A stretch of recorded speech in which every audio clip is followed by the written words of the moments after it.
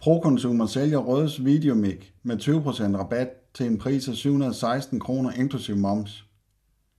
Rødes Videomic Shotgun mikrofon er Rødes billigste model udført i sort ABS-plast med indbygget kamerasko til montering ovenpå en camcorder, et digitalkamera eller på dobbeltdækker backbone kamerahåndtaget.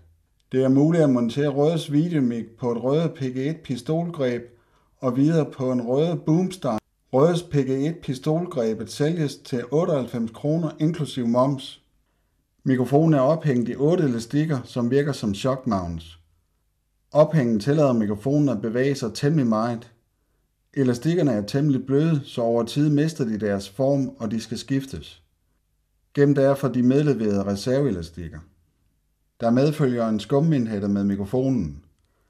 Den kan med fordel bruges indendørs som udendørs i let vind, men så snart det bliver mere blæsende, har du behov for en bedre støjdæmpning. Rødes WS6 Deluxe vindhætte dæmper selv meget kraftig blæst til et acceptabelt niveau, så din optagelse stadigvæk kan bruges. Røde WS6 Deluxe vindhætten sælges til 340 kroner inklusiv moms. Ved normal batterispænding lyser lysdioden grønt, men ved for lav batterispænding skifter den til rødt.